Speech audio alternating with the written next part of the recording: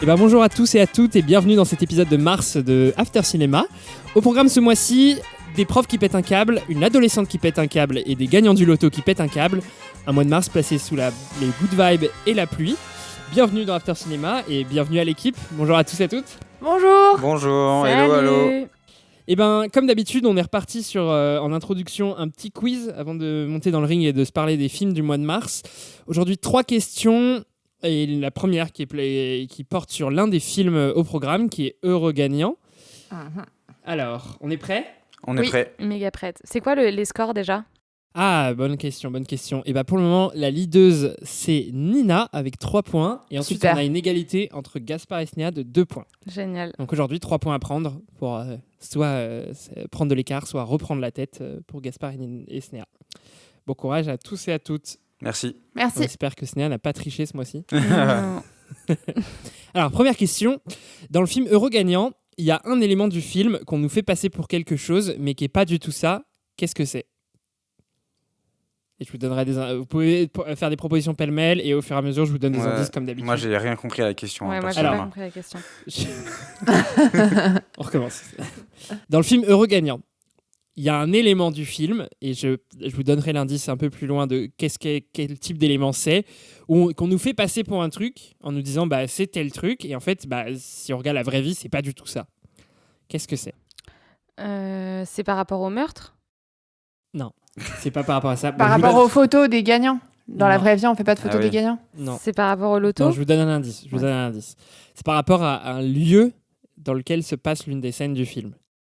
La prison ? Non, Ah. Essayez pas de trouver le lieu. Mais non, mais c'est un indice, le lieu. C'est un indice, le lieu, ouais. Du coup, c'est l'endroit où les Ah, gens je vont. L'endroit où les gens vont aller récupérer leurs Je biens. sens que tu l'as, là. Il y a Non. un moment, ils nous disent que c'est le métro parisien, mais c'est pas le métro Ah, mais parisien, oui. c'est à Marseille. Ou à Bruxelles. Non, c'est à Bruxelles. Bruxelles, Ouais. tout à fait. Bravo, Snéha. Le Bravo. point est pour Snéha. Bon, voilà, vous le voyez, ce mois-ci, il n'y avait pas des anecdotes de tournage passionnantes. Pas mais mal, voilà. pas mal. Mais c'était exactement ça. Donc, il y a une scène où on nous dit totalement qu'on est dans le métro parisien, qu'on est à la station de métro Bonne Nouvelle. Mais bon, pour les Non. Parisiens et Parisiennes qui ont revu le film, on est face C'est à une choquant. petite arnaque. Ouais. Ok, et on passe à la question traditionnelle du 9h des Halles. Quel film, ce mois-ci, a fait le plus gros 9h des Halles ? Putain, c'est tellement Et dur. c'est pas si évident. C'est pas si évident.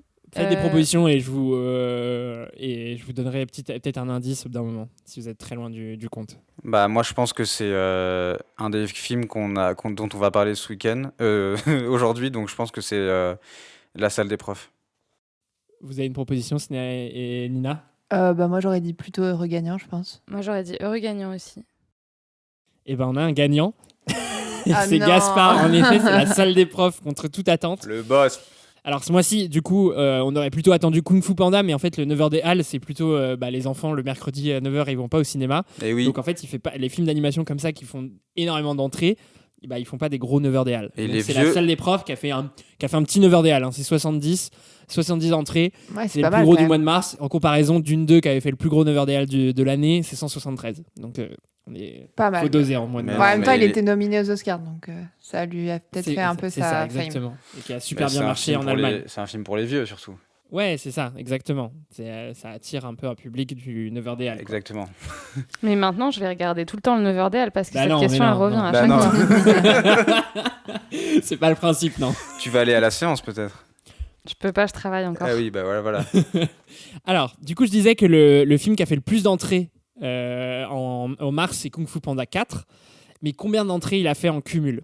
Et donc ça, je vais demander chacun de faire une proposition. Et ça sera, on va se dire, en centaines de milliers. Vous me À- dites à quelle et date ? celui qui a la bonne À centaine de aujourd'hui ? milliers. Ouais, à date aujourd'hui.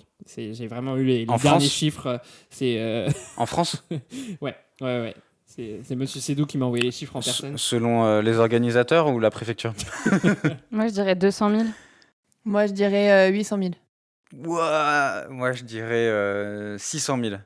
Alors, c'est bluffant parce qu'on a une personne qui j'ai envie de lui donner 3 points parce qu'elle a vraiment pile le bon score du film.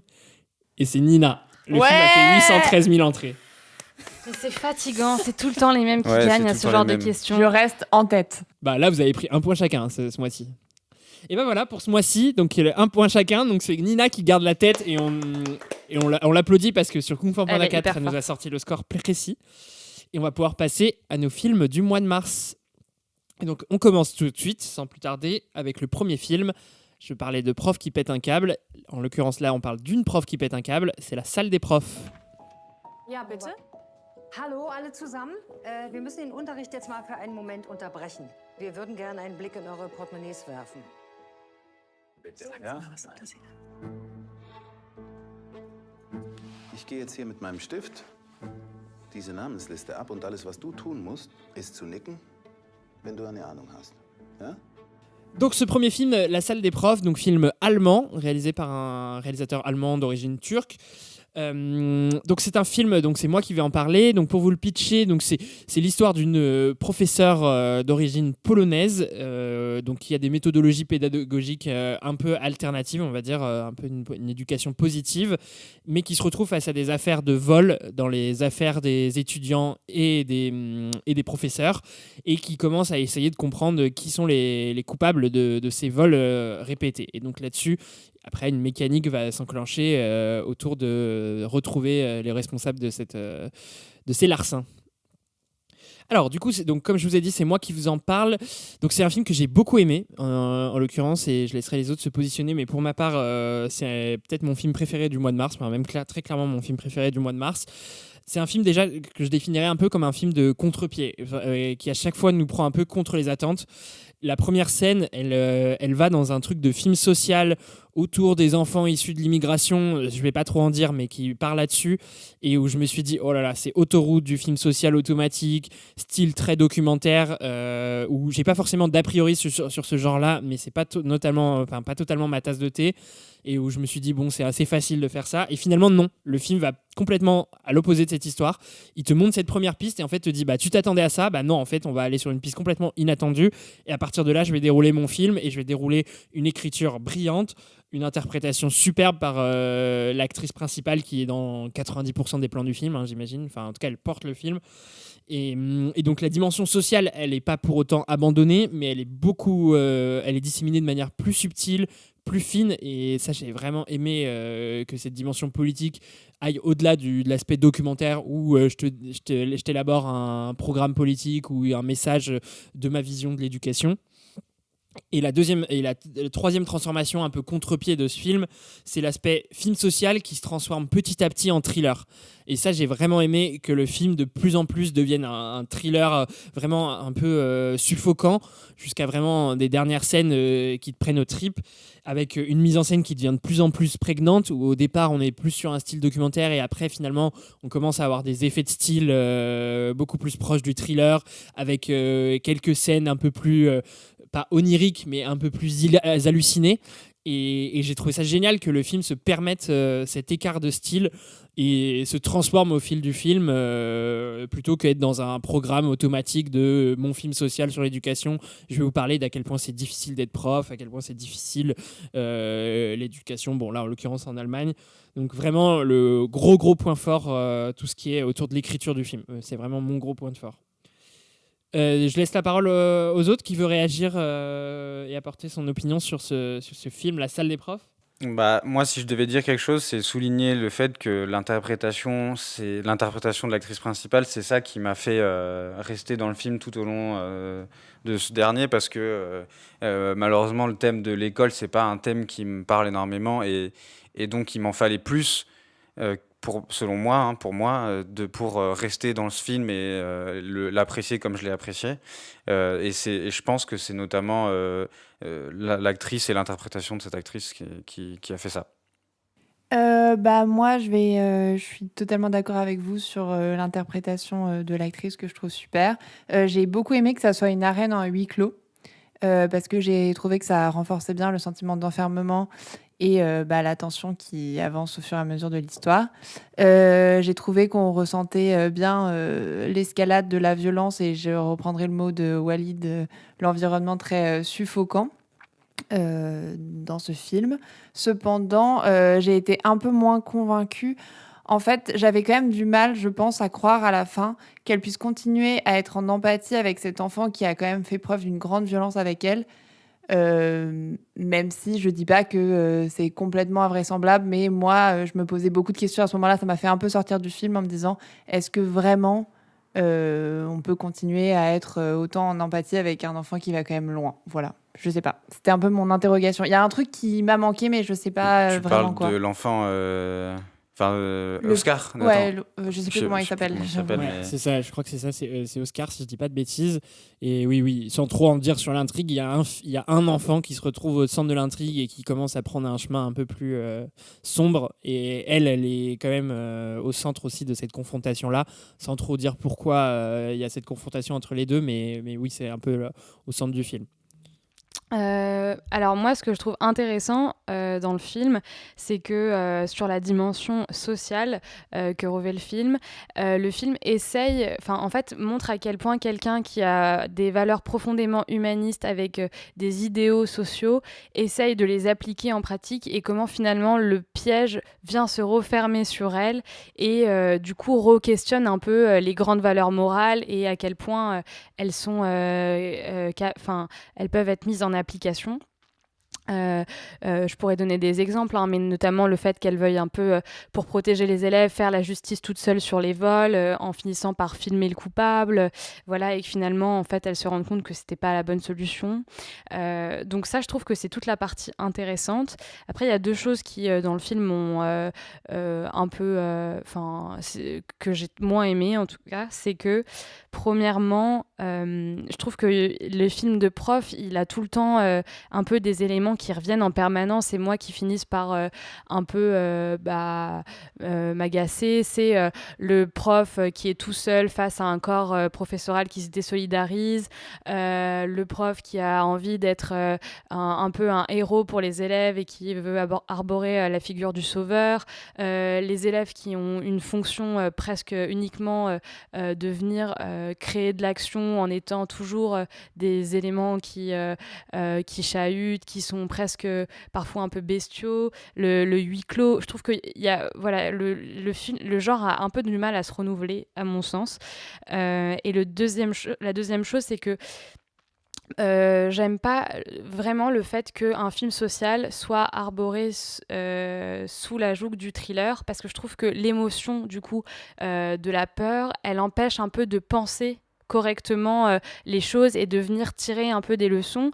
Et je pense qu'un film qui me correspond plus, par exemple sur les films de prof, ce serait Entre les murs de François Bégodeau, où je trouve que à la fin il y a quand même un très beau portrait qui est dressé de l'éducation et tout ça sans émotion, sans musique et voilà, c'est une manière qui me correspond mieux de pouvoir aborder ces thématiques. Et juste pour réagir sur ce que tu as dit, Snéha, parce que moi je suis pas forcément d'accord avec ce que tu as dit sur l'aspect les films de profs qui se renouvellent pas trop. Je trouve que le film il évite quand même pas mal d'écueils.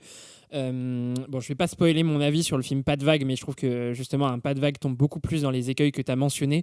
Mais par exemple dans le film, les profs sont isolés et c'est un leitmotiv qui revient, mais je trouve que ce film-là, il fait beaucoup plus la lumière de pourquoi elles se retrouvent isolées au fur et à mesure. Les différentes composantes du monde éducatif, elles sont quand même bien caractérisées. Il y a les parents d'élèves, on voit le rôle qu'ils jouent. Il y a la dimension administrative, la proviseure, les secrétariats, etc. Il y a les collègues, les autres professeurs, il y a les élèves. Chacun des camps a quand même son point de vue qui est montré, qui est défendu dans une certaine mesure, où on arrive à comprendre pourquoi ils pensent comme ça, etc. Et là-dessus, moi, je vais pas le détailler, mais pour moi, Pas de vague fait l'opposé, ou de prendre qu'un seul point de vue, celui du prof. Mais dans celui-là, je trouve qu'il y a beaucoup plus des nuances et qu'à la fin, les deux personnages qui sont au centre, on arrive quand même un peu à comprendre leur point de vue et le recours à cette violence-là. Et par rapport aux élèves, et ça, je trouve que c'est une force, c'est qu'on nous rappelle que c'est des enfants. Et je trouve que dans beaucoup de films éducatifs, on en fait de sauvages, où on n'arrive pas à se mettre à leur place, à comprendre pourquoi ils font ça. Dans celui-là, on est quand même ramené à l'enfant qui est au centre de l'histoire. Il a un caractère d'enfant qui veut défendre son parent, sans trop spoiler, mais ça ramène à, en face d'elle, elle a des enfants qui vont se comporter comme des enfants, qui sont pas finis comme des adultes, et leurs comportements les plus sauvages, les plus énervés s'expliquent par ce biais-là. Et ça, je trouve ça hyper intéressant. Ouais, c'est pour ça que moi j'y crois justement par rapport à ce que disait Nina, j'y crois à l'enfant on a toujours de la peine pour lui, enfin de l'attendrissement en tout cas pour lui parce que en fait c'est un enfant et du coup il réagit de manière un peu primitive et du coup moi j'y crois toujours parce que enfin un enfant il croira toujours plus sa mère que sa prof quoi et c'est normal donc c'est pour ça que moi j'y crois à cet enfant. Enfin et j'ai toujours de l'attendrissement pour lui même à la fin du film alors qu'il a fait des sales crasses. Et ben voilà pour La Salle des profs, donc un film qu'on vous recommande plutôt quand même d'aller voir. Au global, on est plutôt positif. Ouais. Et donc dorénavant, on peut passer au deuxième film pour lequel on va peut-être moins être dans la recommandation, mais bon, il faudra quand même vous faire votre avis. C'est Heureux gagnant.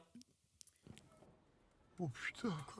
Quoi, c'est combien? Qu'est-ce qu'il y a? 5 millions 5 millions. On va avoir la vie qu'on mérite avec 5 millions. Bienvenue au tirage Top Millions de ce jeudi. Allez, c'est parti pour le tirage de ce soir. Rends-moi riche que je me casse de ce mouroir. Avons-nous ce soir un heureux gagnant? Le 13. Le 13. J'arrive pas à réaliser, j'ai pas dormi de la nuit.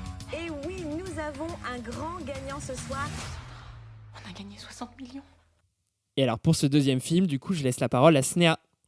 Donc Heureux gagnant, c'est une comédie qui a été réalisée par Romain Choet et Maxime Govard qui avaient déjà fait un film qui s'appelait Les crevettes pailletées.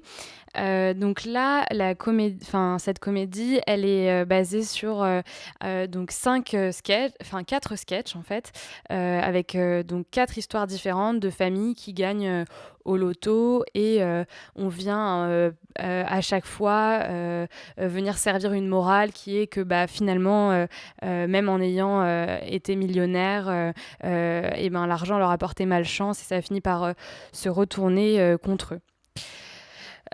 Donc ce film, j'ai vraiment pas du tout aimé et j'aime pas vraiment démonter les films gratuitement, donc je vais essayer d'être le plus explicite possible pour que ça fasse sens.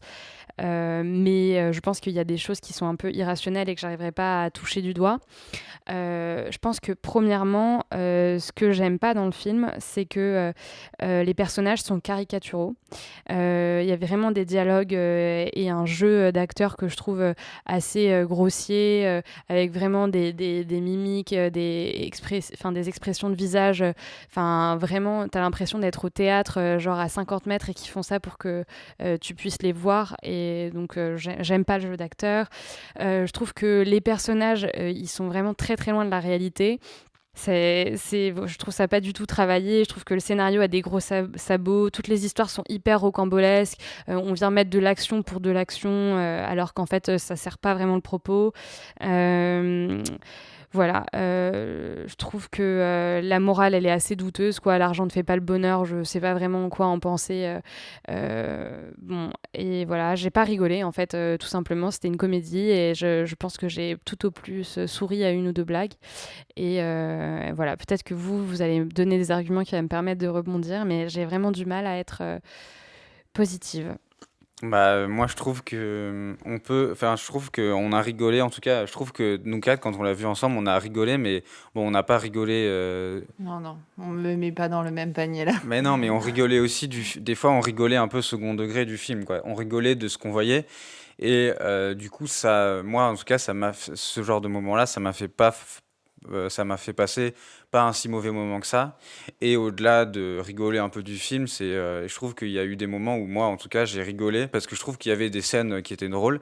Et c'est un peu un humour un peu potache, un peu où tu débranches un peu ton cerveau et tu regardes un truc, une émission un peu bébête. Et en fait, c'est quand même drôle.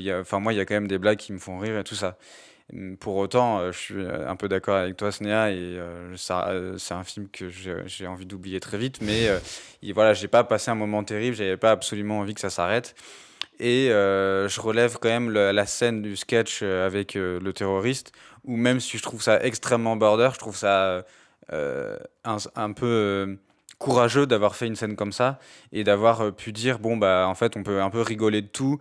Même si le scène de fin de ce sketch j'ai pas aimé, je trouve ça osé et presque intéressant de montrer au cinéma dans un film qui va être quand même un peu vu mine de rien. Moi, je vais prendre le contre-pied de Gaspard, même si je sais que t'as pas aimé. Et puis, de toute façon, j'en ai pour quelques secondes. Non, mais moi, j'ai pas du tout aimé. Je trouve qu'il y a une surcharge de gags indigestes. Je trouve que c'est vraiment grossier, que c'est border, que c'est ennuyeux. Enfin, moi, je me suis vraiment ennuyée, quoi. Vraiment, la séance, je l'ai vue passer à une lenteur excessive. Et je trouve que c'est vraiment difficile, quand même, d'arriver à faire un film qui passe au cinéma. Et je trouve ça quand même triste qu'un film comme celui-ci ait été autant distribué. Bon, il a un gros cast, c'est peut-être aussi grâce à ça. Mais vraiment, sinon, je peux rien lui trouver de positif, malheureusement. Donc, je vais m'arrêter là. Et question, je donnerai mon avis après, hein, mais vous mettez les 4 sketchs sur le même plan ou est-ce qu'il y en a certains que vous sauvez un peu plus que d'autres ou que vous condamnez un peu plus que les autres? Gaspard, j'ai l'impression que la troisième histoire, le troisième sketch qui est autour d'islamistes, de terroristes, pardon, te plaisait plus. Ouais, en tout cas, je trouve que c'est pas, je sais pas si c'est bien en tout cas, mais en tout cas, je trouve ça courageux d'avoir tenté de le faire, quoi. Moi, pas trop. Et pour une raison, c'est que je trouve que tout le film a fait sa promo sur le fait que c'était de l'humour noir. Et donc, voilà. Mais en fait, pour moi, l'humour noir, c'est vraiment un humour qui permet de mettre en valeur des pensées que les gens peuvent avoir ou des actions qu'ils peuvent avoir un peu inconscientes ou mauvaises et de réussir à en rire. Et là, je trouvais que les personnages étaient tellement caricaturaux. C'est-à-dire, soit tu parles de l'aide-soignante qui était la personne la plus gentille du monde et qui, du jour au lendemain, devient un serial killer, à la fille qui est un peu stupide et qui finit par se marier, à partir en vacances avec un mec au bout de 2 heures dans un restaurant. Enfin, tout est tellement grossier que je trouvais que c'était même pas de l'humour noir, c'était juste voilà, des blagues grotesques, quoi. Ouais, et puis c'est ce qu'on se disait aussi en sortant de la séance, c'est qu'en plus c'est trop dommage parce que c'est un vrai sujet sur lequel il y a vraiment matière à humour quand même, de se retrouver gagnant du loto du jour au lendemain. Enfin, c'est quand même un truc de dingue. On avait écouté justement un podcast dessus sur toutes les cellules et les choses comme ça qui sont mises en place et je trouve ça dommage d'en avoir fait ce qu'ils ont fait, quoi. Il y a les tuches aussi. Oui, il y a Il y a une proposition de comédie autour de cette thématique-là. Et toi, t'en as pensé quoi? Alors, moi, du coup, je pense que je suis le moins négatif d'entre vous, mais ça fait pas pour autant que j'ai aimé le film. Déjà, je voulais commencer par un point quand même qui m'apparaît important, mais c'est le genre du film. Donc, c'est un film à sketch, et c'est quelque chose qu'on voit assez peu en France quand même, hein. Le dernier en date que j'ai en tête, c'est Les Infidèles de Guillaume Canet et Gilles Lelouch, et qui était franchement pas une réussite non plus. Et donc déjà, une mention honorable, mais bon, un film ça se juge en tant que tel, mais c'est que c'est quand même une proposition de comédie un peu différente. On va dire que quand même au départ l'idée originale est quand même originale et on sort un peu de la comédie française traditionnelle potage de Christian Clavier, type Qu'est-ce qu'on a fait au bon Dieu. Là-dessus, je salue déjà au moins la tentative de faire quelque chose d'un peu différent. Je te l'accorde. Je suis d'accord avec toi. Après, les trucs, je suis d'accord avec vous que ça fonctionne pas, que l'écriture est vraiment pas dingue, hein. Et j'ai un gros problème avec le film, c'est le mélange de deux styles d'humour qui vont pas ensemble. C'est l'humour potache et l'humour noir. J'aurais aimé que le film choisisse un côté et aille à fond. Après, je dirais que les sketchs, du coup, si je devais les hiérarchiser un peu, je les mets pas tous sur le même plan. Moi, d'ailleurs, un peu l'un des seuls acteurs que je sauve de ce film, mais bon, je pense que je suis dans une niche de personnes, mais c'est Fabrice Eboué.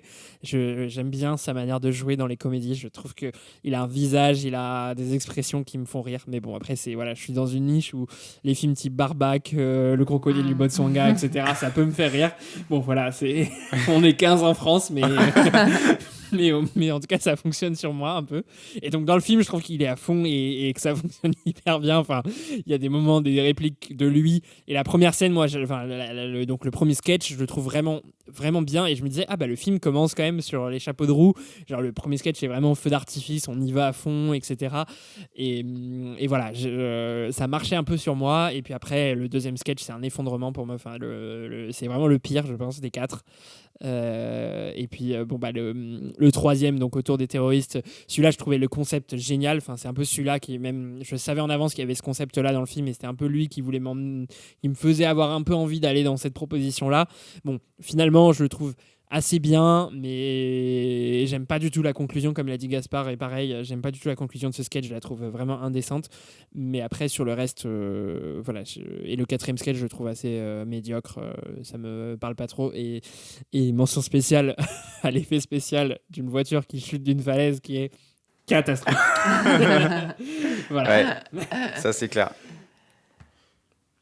Pour moi, c'est à peu près tout sur ce film. Ouais, Est-ce que vous aviez pour moi, d'autres c'est points? bon. Ouais, non. Passons. Voilà, donc je pense que mention et avertissement pour ce film, mais encouragement quand même à l'élève de tenter des comédies un peu différentes du sérail habituel. Ouais, en tout cas, moi, c'est ce que je retiens, c'est c'est qu'il y a des nouveaux trucs qui ont été tentés, quoi. Ouais, Exactement. Ouais. Et taisons-nous à jamais.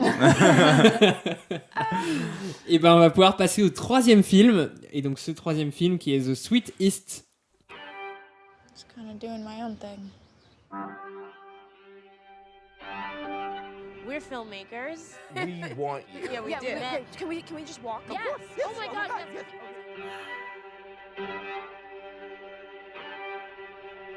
Yes. This is not a safe place for you to be. Wait. C'est moi qui vais le présenter, ce film. Et donc, ce film, ça raconte l'histoire de Lillian. Elle est américaine et elle est très belle. Et donc, Lillian, elle fait quoi? Elle fugue durant un voyage scolaire fait avec sa classe scolaire donc, à Washington, aux États-Unis d'Amérique. Et en fait, elle fait des rencontres quand elle fugue. Et au fil de ces rencontres, elle arrive un peu dans les États-Unis profondes et profondément fracturée. Elle rencontre des personnages hyper différents les uns des autres et elle témoigne qu'est-ce que c'est de l'Amérique profonde et qu'est-ce que les gens font vraiment en fait dans leur vraie vie, loin des clichés de New York et de Los Angeles. Et donc c'est un peu un film raconté comme un peu un conte féerique ou une sorte de Alice au pays des merveilles dans un monde pas du tout merveilleux. J'ai adoré dans le film le fait que je trouve que en fait on voit un peu le récit il se sépare un peu en 4 secteurs où on rencontre 4 personnages différents. Donc en premier on a les punks, un peu des punks / crackheads de Washington, et eux ils sont un peu ils font vraiment n'importe quoi. Ils se droguent, ils ont les cheveux rouges et ils ont des tatouages. Et elle est un peu, et j'aime bien comment elle est un peu témoin, assistée de ce qu'elle voit et sans vraiment prendre de parti. Je trouve ça pas mal et je trouve ça super le fait de comment les histoires s'enchaînent, parce qu'ensuite, après ces punks à chiens d'à Washington, elle rencontre un sorte d'intellectuel néo-nazi qui veut exterminer la race noire aux États-Unis. Et pareil, elle émet pas de jugement, mais elle observe cette personne. Et au fil de l'histoire, elle rencontre ensuite des réalisateurs en vogue, cette fois-ci qui sont des réalisateurs noirs. Et c'est un monde un peu complètement différent des 2 autres mondes précédents.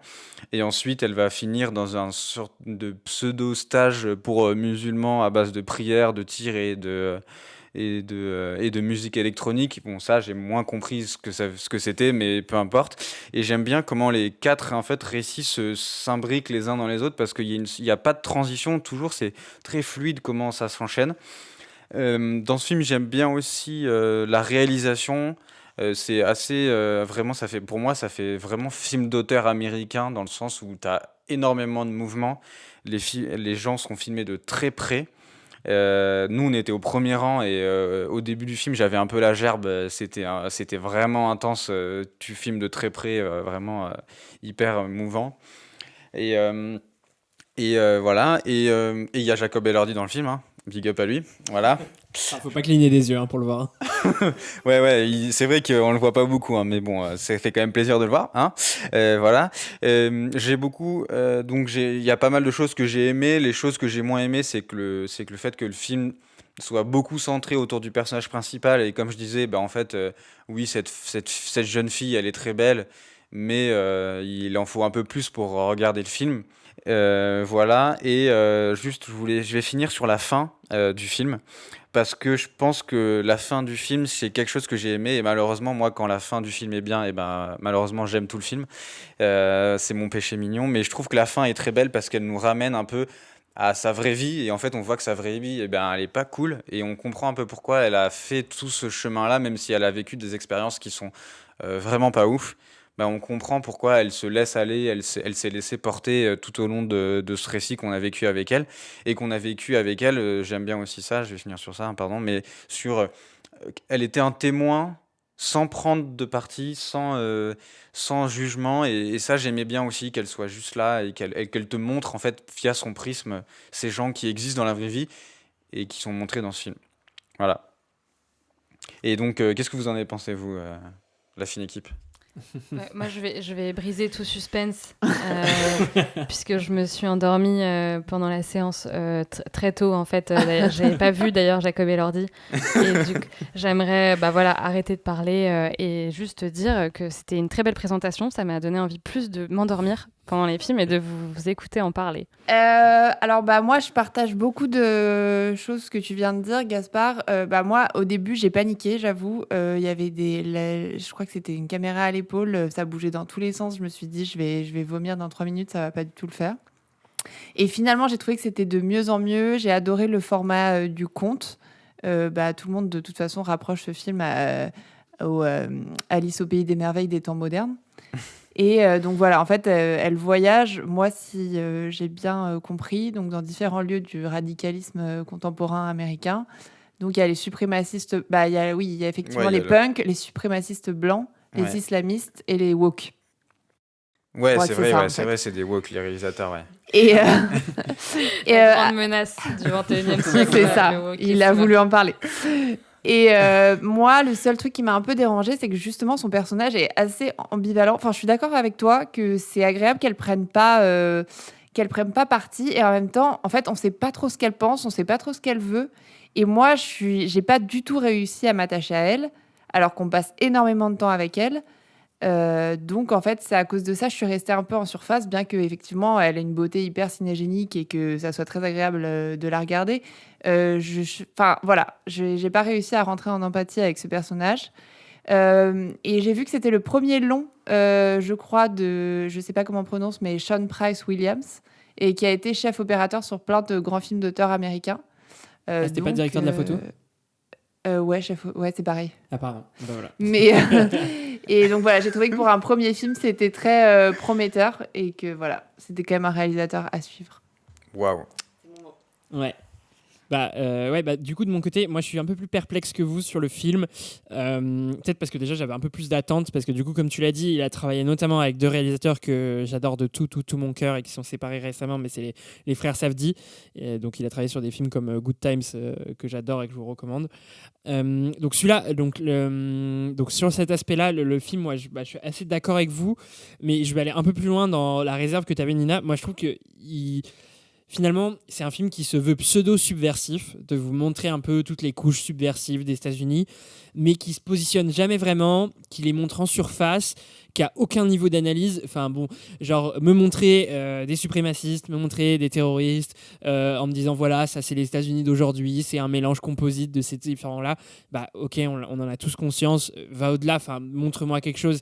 Et là-dessus, je trouve que il y a un peu une posture de sale gamin qui veut juste montrer un peu les tabous des États-Unis et appuyer dessus, mais qui n'a pas grand-chose et qui n'a pas un contenu derrière qu'il a envie de te transmettre. Il n'a pas une vision de ça. Et je pense que du coup, ça se transmet un peu dans le personnage qui est du coup un peu flou, qui est un peu enfantisé dans le sens où elle suit le flow et puis elle pose jamais vraiment de questions sur ce qui l'entoure autour d'elle, ce qui empêche du coup toute analyse de ce qui l'entoure vraiment. Il est d'ailleurs même un peu complaisant avec certains personnages. Je trouve qu'il y a un truc qui me gêne un peu, notamment dans la partie avec les suprémacistes, avec la relation un peu bizarre, ambiguë qu'ils ont avec la gamine qui est censée avoir genre 15-16 ans, un truc comme ça. J'ai pas en tête l'âge, mais il y a un peu de complaisance. Et du coup, je me suis dit, bon, voilà, on est sur l'offre type du film indé américain avec une photo, de la lumière, des acteurs et actrices stylés et stylisés.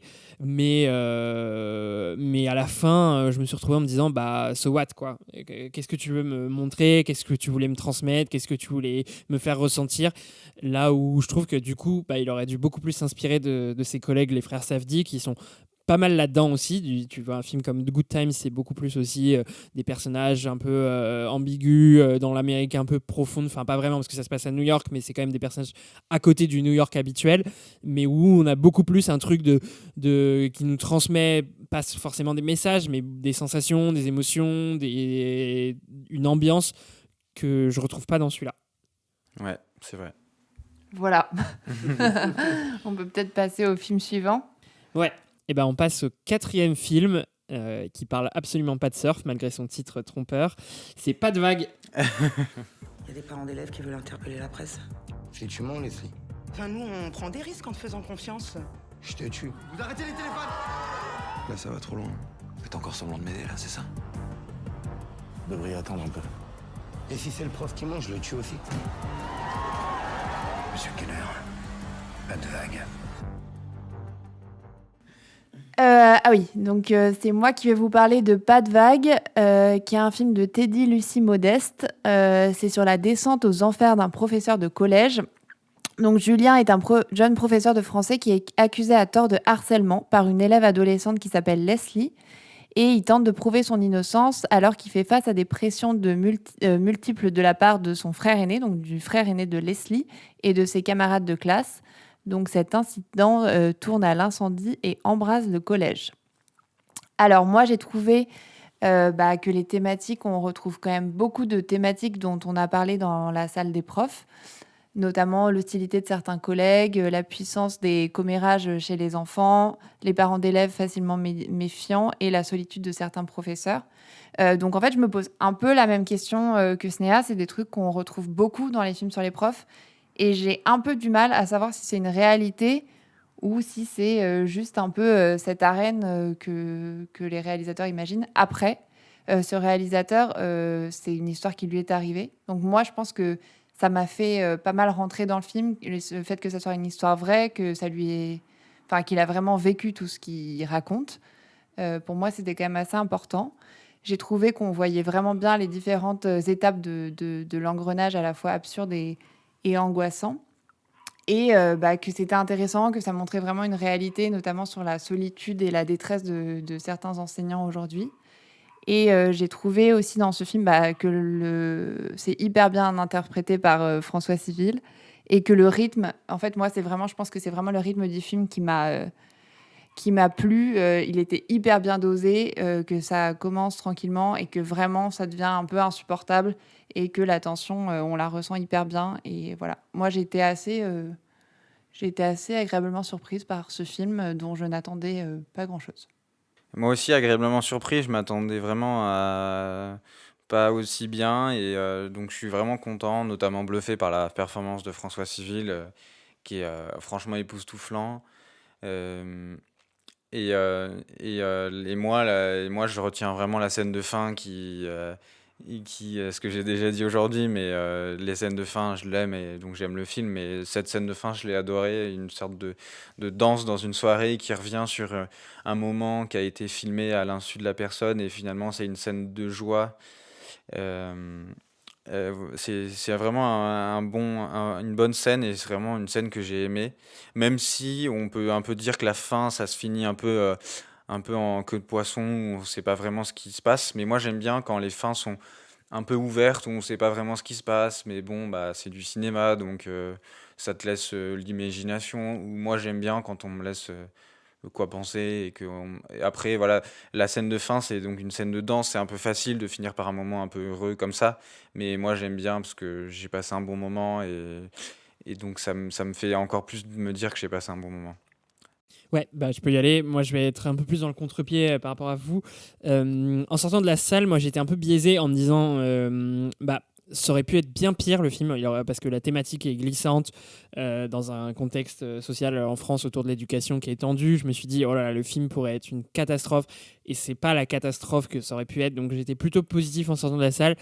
Une fois qu'après, donc ça c'était ma réaction à chaud, une fois que c'est redescendu un peu, j'ai quand même un peu déconstruit le film dans ma tête et en me disant finalement il y a quand même pas mal de points qui m'embêtent et finalement j'aime pas le film. C'est un peu mon point de vue autour du film. Je vais essayer de pas trop être dans la comparaison avec celle des profs, mais c'est quand même quelques éléments de lecture qui sont intéressants. Je l'ai dit tout à l'heure, mais moi, mon gros problème avec le film, c'est quand même d'être exclusivement sur le point de vue de François Civil et de, du coup, se couper de toute analyse de pourquoi c'est comme ça. En fait, prendre comme sujet l'isolement des profs, le harcèlement des profs et tout ce que ça peut avoir comme conséquence, à quoi ça peut mener. Bon, voilà, on a des faits divers en tête tragiques. Évidemment que c'est un sujet qui est porteur, qui est intéressant et que moi, j'ai envie de voir représenter de la bonne manière au cinéma. Mais c'est un sujet qui demande une rigueur et une multiplicité de points de vue et d'analyses. Et ça, c'est le gros problème dans le film. C'est les enfants sont montrés comme une horde de sauvages pas du tout caractérisés. Et les enfants sont plutôt issus de l'immigration. Donc, c'est quand même un peu problématique de ce point de vue-là. Les autres profs sont montrés un peu comme des jaloux ou des gens un peu traîtres. Enfin, on a quand même une prof qui bon, je vais un peu spoiler, mais qui avait un peu des vues sur le personnage de François Civil et qui, en découvrant son homosexualité, va changer de camp alors qu'on est face à une affaire quand même très grave. L'administration, et ça c'est le gros message du film, c'est l'administration qui abandonne les profs. Bah, en fait, on n'analyse jamais pourquoi l'administration isole les profs, les abandonne, qu'est-ce qui fait que l'administration fonctionne plus. Non, en fait, on fait ça d'un état de fait de l'administration est défaillante et voilà mon personnage martyr. Et en fait, le problème, et je pense que là-dessus, c'est le fait que ce soit une histoire vraie, mais c'est que je pense que le réalisateur, et c'est pas une attaque personnelle, mais je pense qu'il a pas de recul sur l'histoire et du coup, son personnage, qui est du coup de François Civil, qui est un peu lui, il a pas de recul de dire peut-être que ça c'était pas forcément bien de sa part. Enfin, le personnage de François Civil a quand même des comportements qui sont très border, qui sont pas bien, enfin qui sont très répréhensibles. Et les seuls personnages dans le film qui vont lui dire sont caractérisés comme des personnages négatifs. Enfin, l'autre prof qui du coup lui dit c'est pas ok ce que tu fais. Bon voilà, il y a une affaire autour d'un kebab où il emmène les élèves. Et en fait, il y a une autre prof, une collègue qui lui dit non mais en fait tu fais jamais ça, c'est pas bien et tout. En fait, elle est caractérisée comme un personnage négatif. Enfin, du coup, il y a lui qui fait quelques mea culpa, voilà, parce que c'est un saint. Mais je trouve ça très problématique. Et à la fin, du coup, ça fait un film qui a pas du tout de niveau d'analyse et qui même parfois du coup va porter des messages que je pense qu'il voulait pas porter mais qui sont quand même assez problématiques. Voilà, c'est un message, enfin c'est un avis assez tranché sur le film mais je sais pas ce que vous en pensez et Snéha, je peux te laisser la parole déjà. Je sais pas ce que je vais pouvoir rajouter de plus, mais je trouvais que un élément qui était intéressant dans le film, c'était déjà que c'était pas un huis clos, un vrai huis clos. Il y a quand même des moments en dehors de l'école. Alors après, est-ce qu'ils servent le propos? Qu'est-ce qu'ils viennent apporter au film? C'est un peu ma question parce que finalement, cette relation amoureuse qui est pas vraiment approfondie, mais qui est en même temps toujours là, un peu en fond, je sais pas trop ce qu'elle apporte dans le film, si ce n'est de montrer qu'il est homosexuel et que du coup, finalement, c'est supposé être un contre-argument pour montrer qu'il n'aurait pas harcelé cette jeune fille ou en tout cas eu des comportements déplacés. Et à noter, juste je te coupe pardon, mais que François Civil, c'est le seul personnage qui a le droit à une vie privée en dehors de l'enceinte du collège. Les autres personnages, on les verra jamais en dehors de l'enceinte. C'est le seul personnage qui a ce côté humanisant de voir sa vie privée, voir les complexités de sa vie en dehors du collège. Moi, j'ai le sentiment que, en fait, Teddy, Lucie Modeste avait une envie dans ce film, c'était en fait d'avoir un message finalement. Et d'ailleurs, quand il vient faire la tournée des plateaux, c'est voilà, j'aimerais que ce film puisse permettre d'avoir des dispositifs à l'éducation nationale pour les victimes et aussi pour les professeurs. Donc, j'ai l'impression que finalement, les exercices de style, la réalisation, c'est quelque chose qu'il a mis un peu derrière, parce que son but, c'est finalement que ce film puisse aboutir à entendre la parole des professeurs et que ça ait un impact.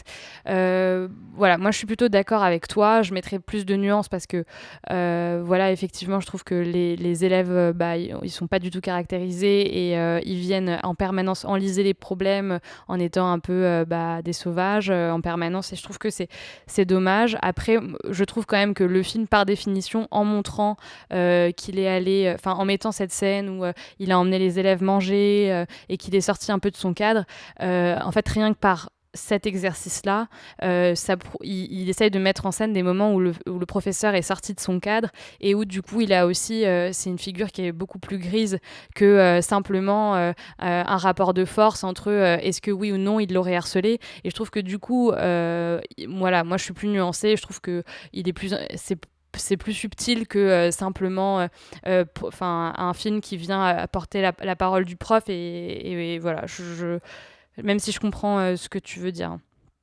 Ouais, moi je veux juste rajouter que malgré que mon avis reste positif, je suis quand même d'accord avec Walid, moi justement sur notamment sur cette partie du kebab où c'est vrai que du coup comme il n'y a que son point de vue, en fait finalement à la fin tu considères que c'est un truc très normal, alors que dans les faits même le fait de faire un kebab avec les plus méritants, juste sur un principe d'éducation, ça ne se fait pas. Et c'est vrai que moi, ça ne m'est pas apparu problématique, alors que dans la vie, ça m'apparaît très problématique. Donc voilà, je vous rejoins sur ce point-là. Ouais, c'est pour ça que je trouve qu'il a été plus nuancé, parce que rien que cette scène soit inventée, ça permet aussi de mettre en lumière que le prof a pas toujours réussi à être... Elle n'est pas représentée comme ça, la scène. Elle n'est pas représentée comme une faute de sa part. Elle est représentée justement comme c'est un prof différent des autres, qui tente des choses alternatives, positives pour les élèves, qui tente de s'impliquer. On a quand même son point de vue qui est embrassé où lui c'est genre on n'a aucun lien avec les élèves, moi je voulais faire du lien avec mes élèves et donc faire ça. Moi je le voyais plus comme un truc positif en mode tu vois. Ah ouais, je suis un peu progressiste quoi. Justement, moi je l'ai pas vécu comme ça. Les profs qui dénoncent ce truc là sont caractérisés comme des profs un peu mauvais, négatifs, réactionnaires. Ouais. Alors que lui c'est un peu, mais c'est vrai, c'est un peu un saint et du coup il dit à un moment qu'il a des méthodes, qu'il veut vraiment se connecter avec les élèves parce que sinon il n'y arrive pas. Mais il y a un problème de recul et d'autres points de vue. Ouais. C'est vrai. Je suis d'accord avec vous. Et voilà pour Pas de vague et pour nos avis. On vous laisse vous faire votre avis sur ce film et nous partager votre avis sur nos réseaux sociaux, puisque maintenant on a Instagram. Donc on vous invite à suivre After Cinéma sur la page Insta @AfterCinéma, aussi simple que ça. Et puis voilà pour ce mois de mars, ces 4 films du mois de mars où on est plutôt positif, et puis un film qu'on a quand même nettement moins aimé. On espère que le mois d'avril, avec le retour du printemps, ramènera aussi des films un peu plus lumineux. Moi, je suis quand même complètement mitigée sur ce mois de mars. Je m'inscris en faux, mais... C'est-à-dire qui est en dépression et qui a vraiment besoin de soleil et de bons films là, au mois d'avril. Et de Spring Break. Et voilà, merci à tous et à toutes. Pour ceux qui en voudraient un peu plus, pour les plus fidèles parmi vous, on a un épisode bonus qui est d'ores et déjà disponible et qui portera cette fois-ci, une fois n'est pas coutume, sur les séries, puisqu'on va parler du festival Sérimania, notamment Gaspard et Nina qui vont nous en parler un peu plus en détail et nous partager leur expérience de ce festival-là, puisque c'est la première fois que After Cinéma envoie son équipe sur place dans un festival. Merci à toutes et à tous, et au revoir, et puis à bientôt. Bye bye. Merci, Salut. au revoir.